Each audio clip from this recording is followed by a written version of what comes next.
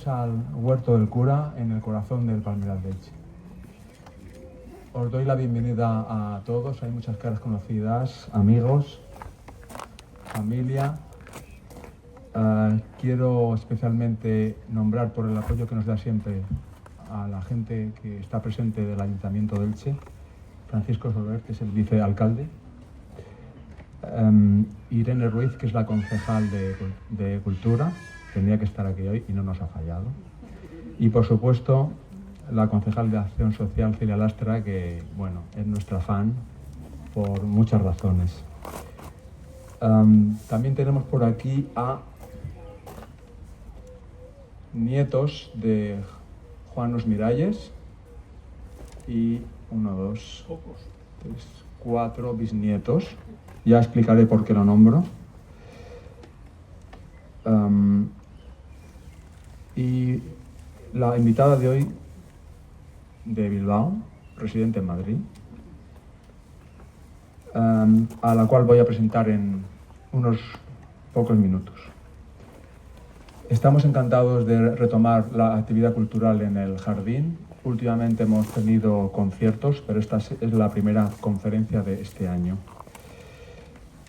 Hoy, por supuesto, como os estaba indicando, contamos con Silvia Santibáñez González, la escritora que acaba de publicar el libro El diario de la hija de Sisi, en el que ha traducido y comentado los papeles del diario de María Valeria de Habsburgo, que es la hija pequeña, ¿verdad? La hija pequeña y, por cierto, predilecta de Sisi. El libro es súper detallista y tiene ilustraciones que yo no había visto. Y es una edición muy interesante porque tiene ilustraciones en prácticamente cada página.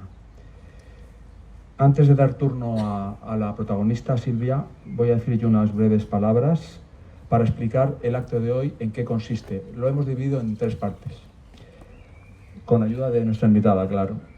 Primero, profundizar a través del diario de su hija en la personalidad de la emperatriz Elizabeth de Austria y reina consorte de Hungría, Sisi. Segundo, vamos a hacer un viaje en el tiempo a la visita de Sisi a Alicante y Elche, y nos vais a acompañar. Y, por supuesto, ahí vamos a hablar de algo que ocurrió en el recinto o en estos escasos metros en donde nos encontramos hoy. Finalmente, la conferencia termina y para los que os podéis quedar en la casa, en la planta baja, tenemos la sala Fénix, donde departiremos con Silvia, podéis hacerle preguntas de tú a tú. Y tenemos unos cuantos libros que hemos conseguido. El libro se vende en Amazon y hemos pedido un par de cajas, que estoy seguro que Silvia estará encantado de firmarlos si lo queréis adquirir. Bueno, nacida Elizabeth de Wittelsbach, nació en Múnich en 1837, el día de Nochebuena. Sería asesinada en Ginebra el 10 de septiembre de 1898, 4 años después de su visita a Elche. Tenía ya 60 añitos y 8 meses. Este personaje tan complejo por sus ansias de independencia, por sus profundas creencias religiosas y su manera de interpretarlas, por las duras experiencias personales que le tocó vivir, no hacía más que morir gente muy cercana a ella.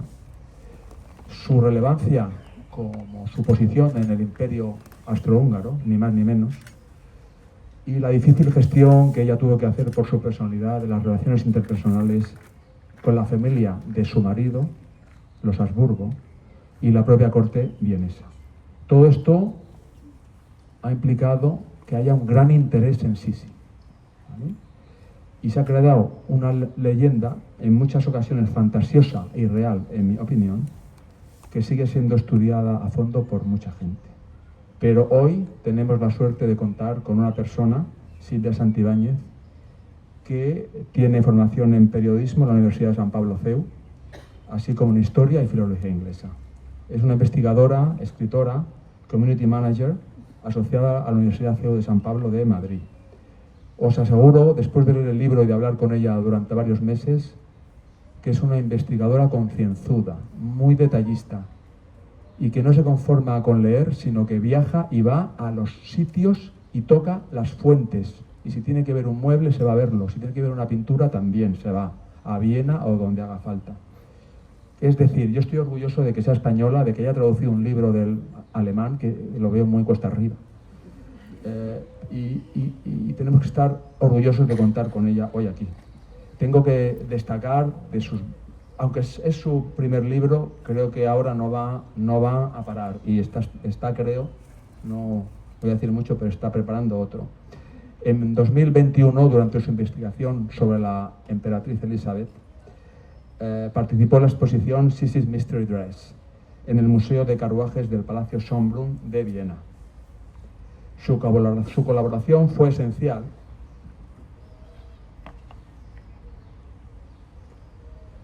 para localizar un retrato de 1857 de la emperatriz, conservado en el Museo de Silesia, en Opava, que es República Checa ahora, que la muestra con un vestido coincidente con la supuesta cola nupcial del Museo de Viena. Eso os da la idea de qué tipo de investigadora Silvia es que fue al detalle, es que ni los mismos austriacos se habían dado cuenta de eso, y fue ella la que levantó la mano y por supuesto hizo este descubrimiento. El primer libro de Silvia que presentamos hoy, El diario de la hija de Sissy, es la primera traducción al castellano de este diario personal de María Valeria de Habsburgo, hija predilecta de la emperatriz. Es un diario íntimo que nos ayuda a conocer a la emperatriz, que es por lo que estamos aquí, y nos narra cosas muy interesantes, pero además se enriquece el libro con los comentarios que son producto de la investigación de Silvia. Es decir, nos da una visión muy cercana a la corte vienesa de la época, desmiente tópicos sobre la emperatriz, porque los contrasta. Estamos hablando de una estudiosa, no de una relatadora, nada más, es más complejo el trabajo de ella. Y en nuestro caso, para el Huerto del Cura, nos ha servido como acicate para investigar más en esa visita de 1894 a estas tierras. Sin más dilación, voy a dar el paso a Silvia Santibáñez. Bienvenida.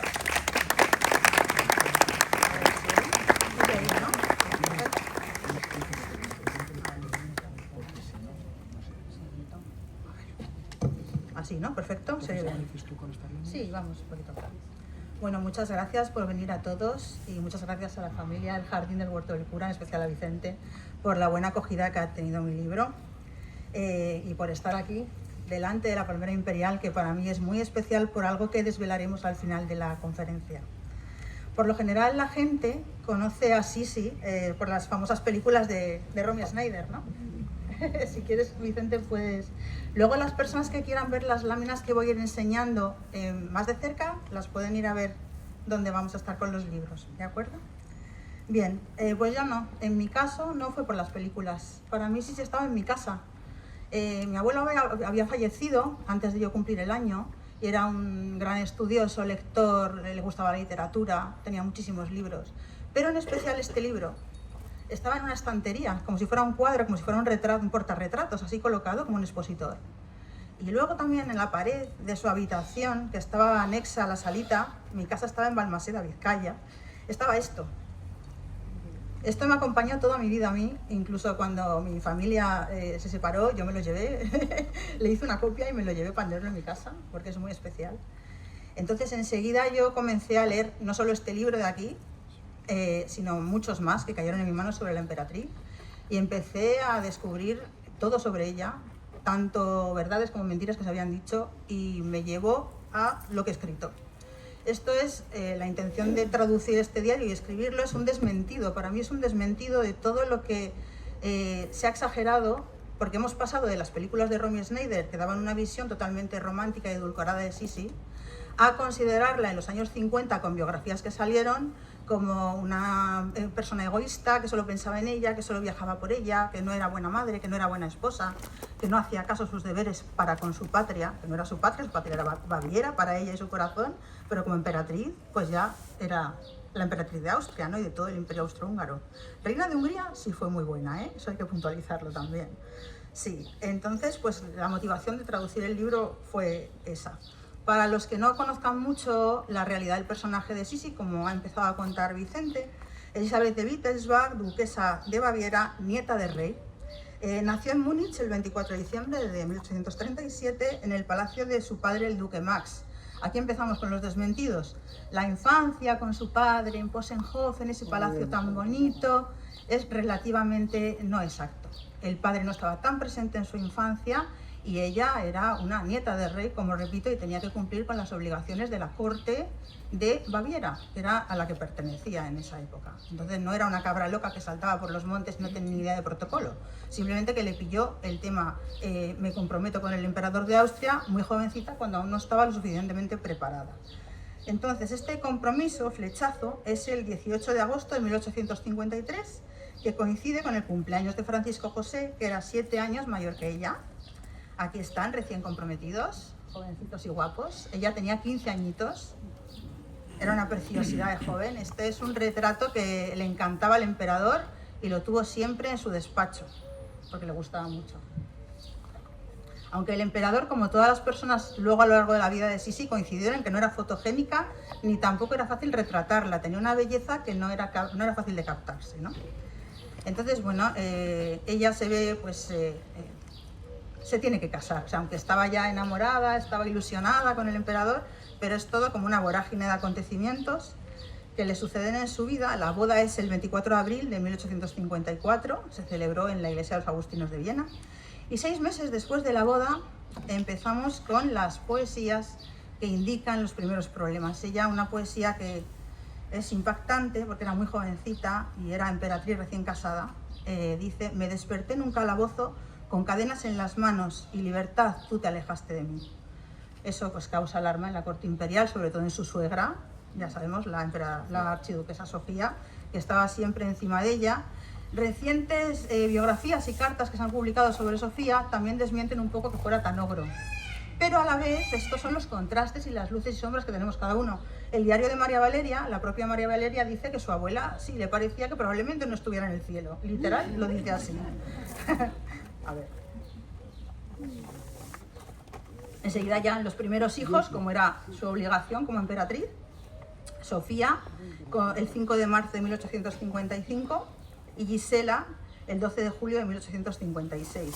También sabréis la historia de que la suegra mete a los niños en sus habitaciones porque la aparta un poco de la crianza y todo eso. Ella se empeña en llevarse a sus hijas a Budapest porque estaba teniendo, era una cría de 19 años, 18, 19 años. Estaba teniendo éxito cuando hacía las excursiones con el marido para promocionar el imperio. Ella quería llevarse a sus hijas y ser un poquito feliz, ¿no? Tiene la mala suerte de que las dos tienen disentería y la pequeña Sofía con 2 añitos muere en sus brazos en Budapest. Esto es muy duro. Sí, baby, que la llamaba. Los Habsburgo eran muy de poner apodos a todo el mundo y cuando investigas es a la vez divertido porque los apodos son divertidos y te dan cercanía con ellos, ¿no? Pero le ponían apodos absolutamente a todo el mundo. Es muy divertido esto. Entonces, bueno, a pesar de haber perdido una hija, hay matrimonios que por esto se separan, entonces ellos se unieron más.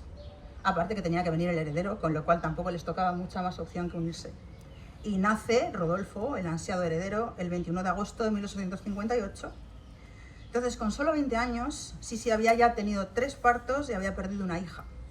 Estas fotos, que son muy bonitas las dos, es ella justo en este momento. El collar de perlas que lleva se lo regaló el emperador porque por fin había tenido al heredero. Aquí estaba ya pues cada vez más guapa, ¿no? La famosa belleza de Sisi ya se está empezando a ver. Y son estas 2 imágenes. Después del nacimiento de Rodolfo viene la famosa primera huida, que también está dulcificada en las películas de Romy Schneider. La huida de Viena. Sí, la realidad de por qué se fue a Madeira, ha habido muchos escritores que han dicho una cosa muy fea y que puede ser posible que fue una venerea. Ella descubrió, lo que sí que es cierto totalmente es que ella descubrió las infidelidades del emperador. Se enfada de hecho mucho con un ayudante del emperador cuando descubre que es el que le facilita que quede con las amantes. Entonces a ella, que era una chica jovencita y romántica, se le cae todo su mundo. Ya si de verdad hubo una venerea que no consta en los archivos imperiales, he constatado, no consta, así como de Rodolfo sí constan los tratamientos para la sífilis, de Sisi no constan, pero los síntomas que tenía podían coincidir con una gonorrea, tristemente. Ella se va lo más lejos que puede, o sea, no se puede ir más lejos en ese momento que Madeira. Y la reina de Inglaterra le facilita los barcos Osborne y Victoria and Albert para que se vaya tranquilamente. Entonces, cuando se recupera un poquito en Madeira, pues ya viene un momento muy bonito, que es la primera visita a España de nuestra Sisi. Entonces, pisa Mallorca, Cádiz y Sevilla. Aunque ella pretendía ir de incógnito, aunque tenemos la idea de que no se den cuenta que soy la emperatriz. No es tanto eso como no tener que hacer caso a recepciones oficiales, a visitas con los ministros, con el presidente, con los reyes de turno. Era como, voy a estar aquí, saben que soy yo, pero quiero hacer visita y estar tranquilita. Esto era el incógnito de los monarcas del siglo XIX en general, no solo de ella, ¿no? Entonces, bueno, en Sevilla va una corrida de toros, va un baile en el Palacio de los Montpensier. Los Montpensier eran la segunda corte que había en España en ese momento. Teníamos en Madrid a Isabel II y en Sevilla teníamos a los Montpensier, que son los padres de María de las Mercedes, que también nos gusta a muchos, ¿no? María de las Mercedes en este momento tenía un añito. Es muy posible que sí y María de las Mercedes coincidieran, pero la niña tenía solamente un añito, ¿no? Entonces regresa brevemente a Viena, ve que no soporta la corte, vuelve a tener síntomas, no sé si son psicosomáticos o qué, y se vuelve a ir, esta vez a Corfú. Es la primera vez que viaja a Corfú, descubre su amor por Grecia, pero bueno, sus obligaciones y también que quería a su familia, quería a sus hijos, tenía que volver.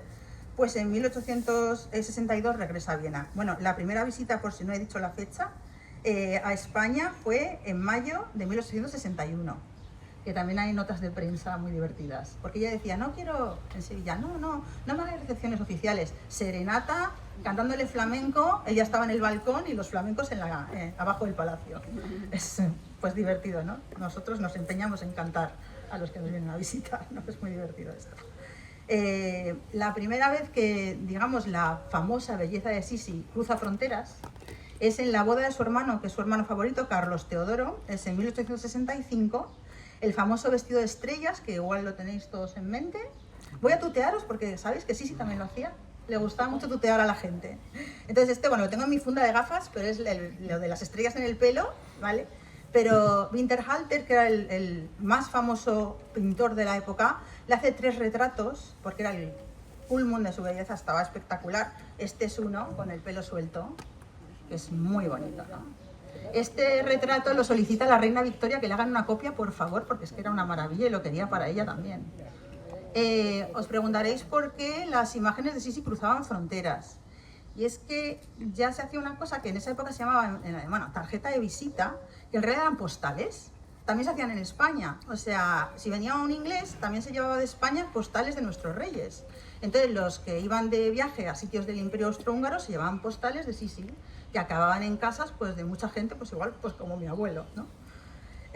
Pues como he contado, era el momento de más belleza de ella. Pasa otro suceso importante en su vida, que es que se implica como madre y se da cuenta de las condiciones abusivas de la educación que estaba recibiendo el príncipe heredero Rodolfo, que solamente tenía 7 años en este momento. Era este niñito con esta cara. Porque hay niños que son brutitos desde que nacen, vamos a ser sinceros, pero hay niños que no, que son más sensibles. Pues el suyo era sensible porque había salido a ella. Entonces tenía un preceptor, si os ponerla por ahí, que era muy duro, era un preceptor militar, le llevaba en medio del parque, le decía que había un oso suelto, le generaba pesadillas, el niño lloraba. Entonces Sisi hace algo que es impensable, siempre había sido una adelantada a su tiempo, da un golpe sobre la mesa y dice, o quitas a este preceptor de la vida de mi hijo o me voy y te dejo. Le dijo eso al emperador. O sea, eso es impactante, ¿no? Entonces lo logra, pone a Latour, que era un señor mucho más intelectual, de preceptor de su hijo. Entonces es un momento en el que pues, ella se implica como madre y hace las cosas como las tiene que hacer. Sigue cumpliendo con sus obligaciones. Estamos ya en 1866 y surge la guerra austro-prusiana. Entonces Sisi cumple con lo de visitar a los enfermos, ir a hospitales y ayuda a un chico que le van a amputar la pierna, que le dice, si está mi emperatriz conmigo, pues aguantaré. hace esas cosas que hacían las monarcas en esa época, hace lo que tiene que hacer, pero cuando la cosa se pone muy fea y Viena puede ser invadida, da otro golpe en la mesa y dice, pues yo me voy a Hungría con mis hijos. Entonces ella ya había estudiado muy bien el húngaro, era también, todavía no estaba coronada como reina de Hungría, pero ya tenía mucho interés en... Y es un idioma dificilísimo, doy fe. También intento traducir del húngaro. Si no, como hay mucha información que está solo en húngaro. Y los alemanes la ignoran, que eso es curioso también, ¿eh? Ellos tienen sus propias fuentes y lo húngaro lo apartan. Pero bueno, ya iremos sacando cosas poquito a poco. Entonces, esto a los húngaros les gusta mucho.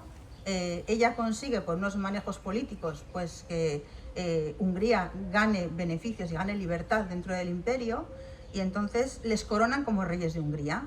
A ella también, o sea, no era solo una consorte, ella era la reina de Hungría, igual que el emperador era el rey de Hungría. El momento, pues tengo varias imágenes, esto es un retrato que se lo hizo uno de sus pintores favoritos. Aquí está, pues muy, muy hermosa. Esto está en el Sissi-Museum de Viena. Tenéis el original. Bueno, en realidad no es el original, ¿para qué? Ya que investigamos. El original lo tiene la familia, en el museo hay una copia, pero la gente no lo sabe. Esta es una de las fotografías que se hicieron antes, porque todavía no tenía el vestido con el que se coronó como reina de Hungría. Como era ella reina de Hungría, o sea, emperatriz de Austria, reina de Hungría y de Bohemia. Bohemia en esa época era Praga, todos conocemos el cristal de Bohemia, ¿no? ¿Qué hicieron los de Praga? Le llenaron el vestido de la coronación de cristales, que cuando entró en la iglesia para coronarse relucía todo con las velas, que era un espectáculo, ¿no? Muy bonito. Eso fue pues el pico de su vida, digamos. Siempre todos los biógrafos con razón ahí dicen que las épocas más felices de su vida fueron las que estuvieron alrededor de su momento como reina de Hungría. Ella se vuelca tanto en Hungría que incluso se presentaba en los bailes oficiales de la corte de Viena con el vestido tradicional húngaro, que es una versión más sencillita de eso, pero es eso, el corsé todo mono, con la falda, con el delantalito y tal.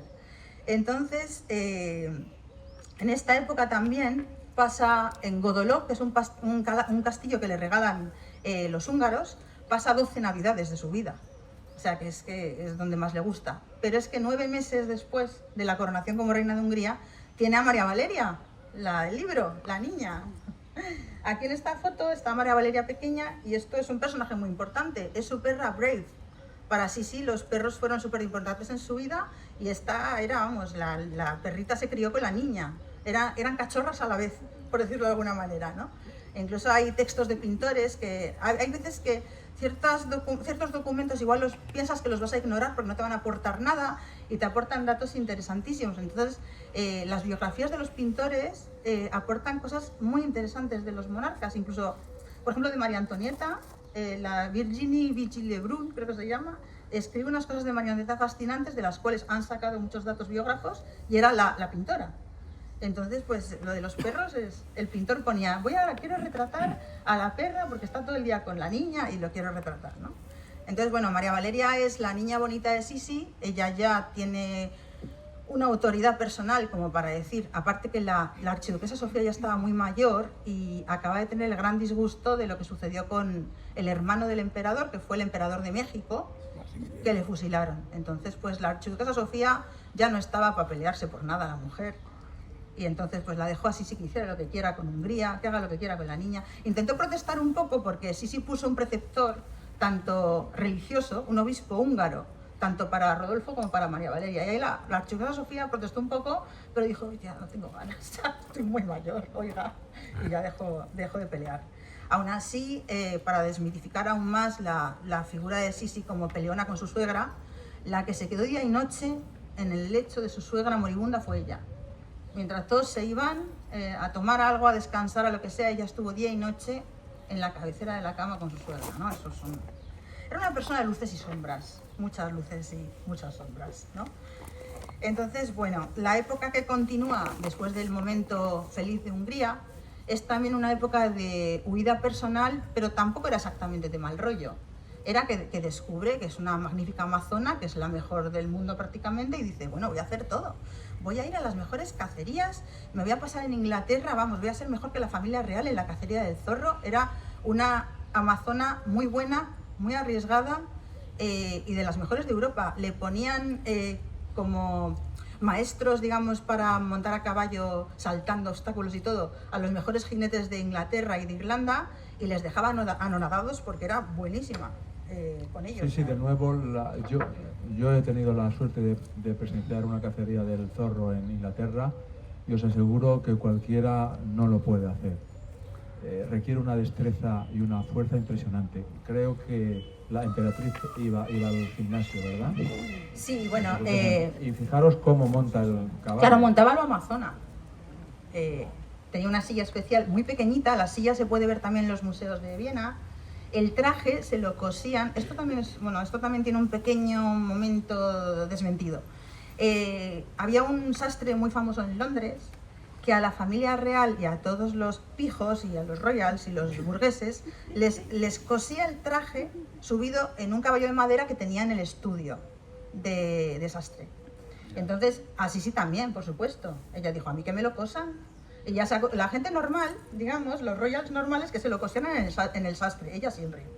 A mí que cada día que yo vaya a montar me lo cosan para que yo esté bien teñidita y bien.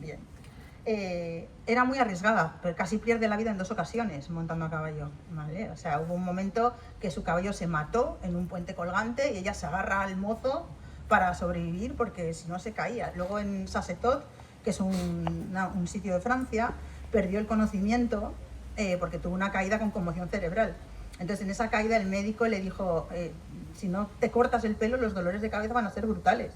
Dijo, no me corto el pelo, a mí me lo ponéis con polea sacado en lo alto de la cama. Y no se cortó el pelo. Bueno, eso es un boceto y esto es bastante especial porque esta ya era una época que sí era cuarentona y ya no le apetecía que la retrataran.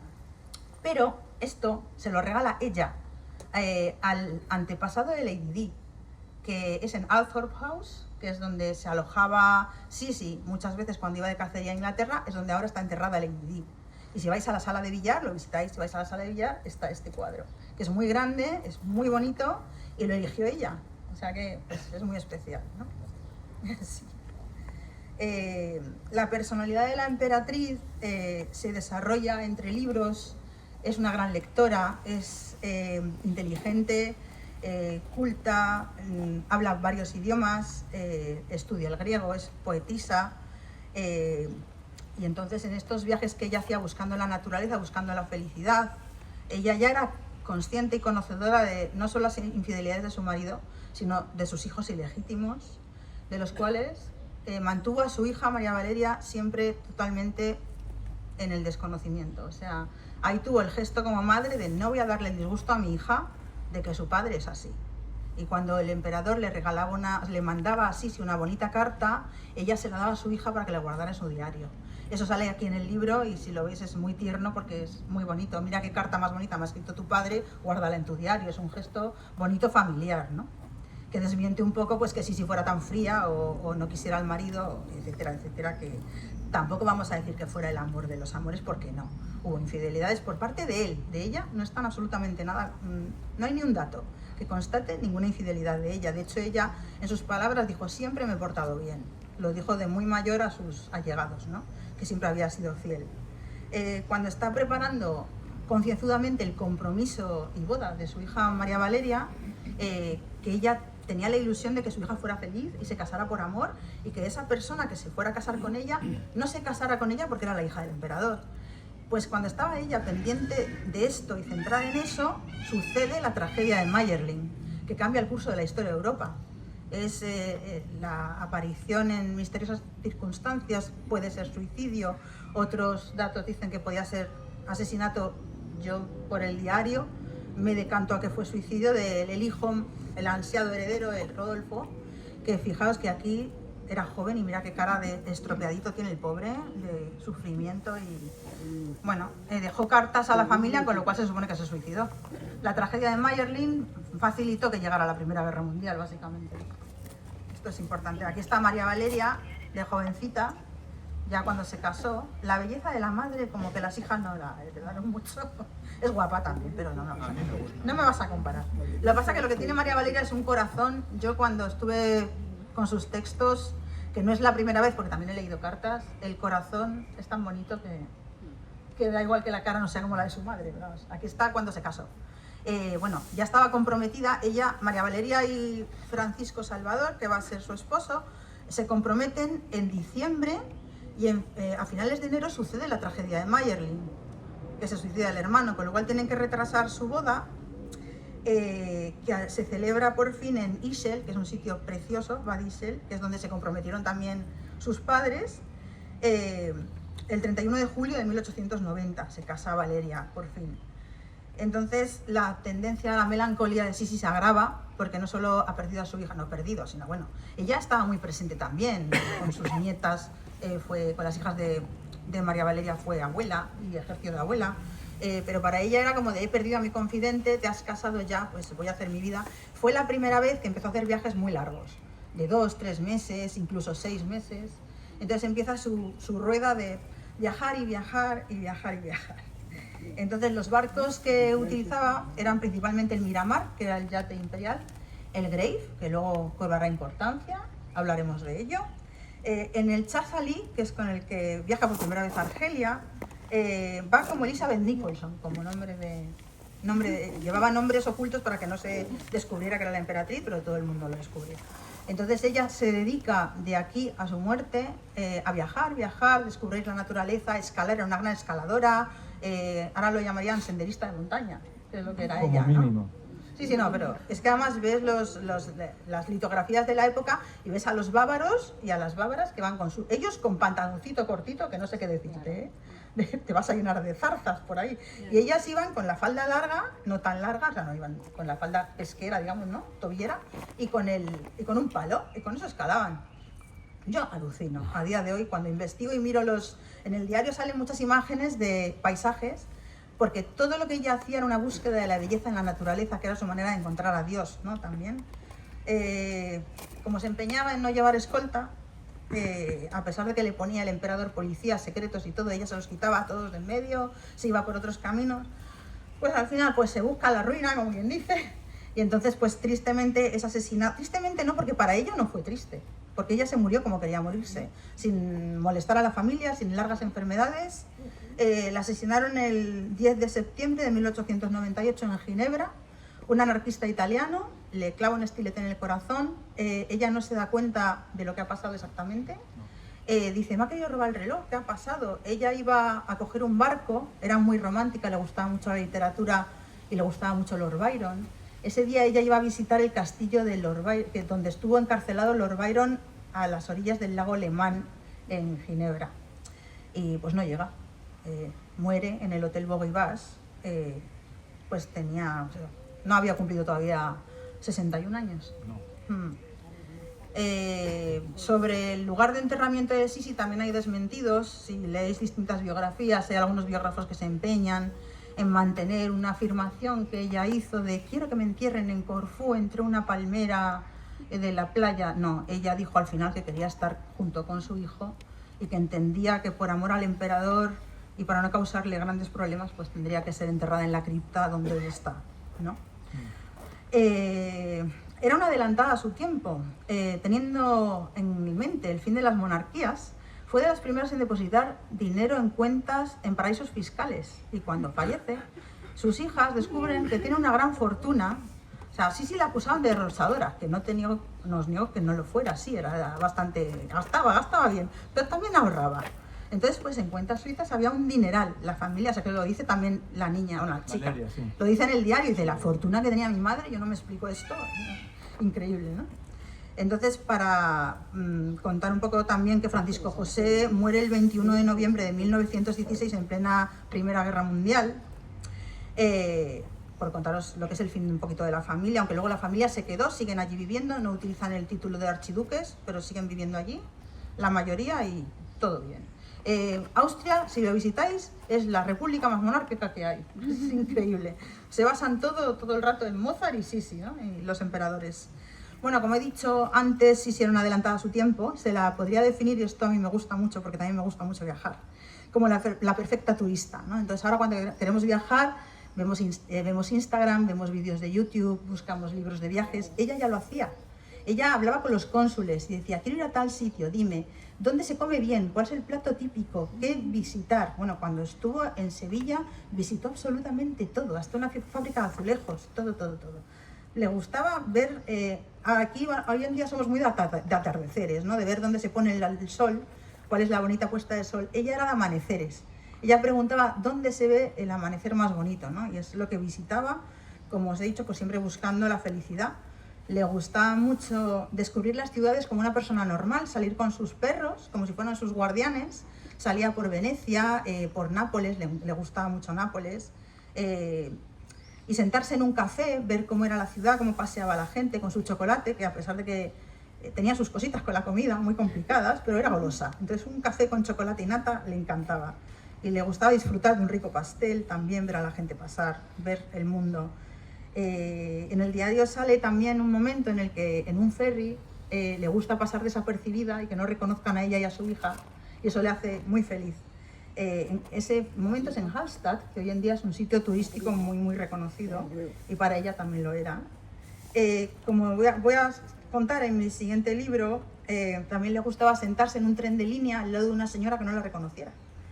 Entonces siempre ha tenido fama de extravagante cuando lo que ella perseguía era ser normal. O como decía el rey Leopoldo de Bélgica, cuando viajaba a la Costa Azul, que estaba de moda en ese tiempo, nuestro verdadero reposo consiste en olvidar quiénes somos.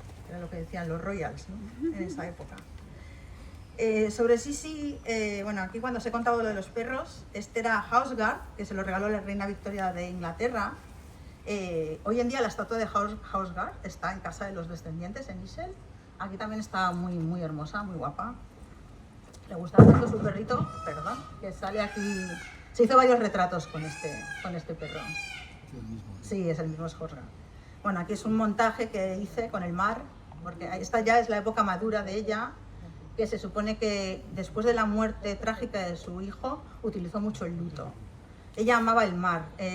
Una cosa que he descubierto recientemente, además investigando, ha sido muy bonita, que puede ser dónde está la semilla del amor por el mar de Sisi. Y puede ser que fuera en el castillo de Trieste, también con 21 años más o menos, van a visitar, todavía no había fallecido, por supuesto, el que fue emperador de México, Maximiliano, que fue el que construyó el castillo de Trieste. Entonces van a visitar porque se ha comprometido Maximiliano con Carlota.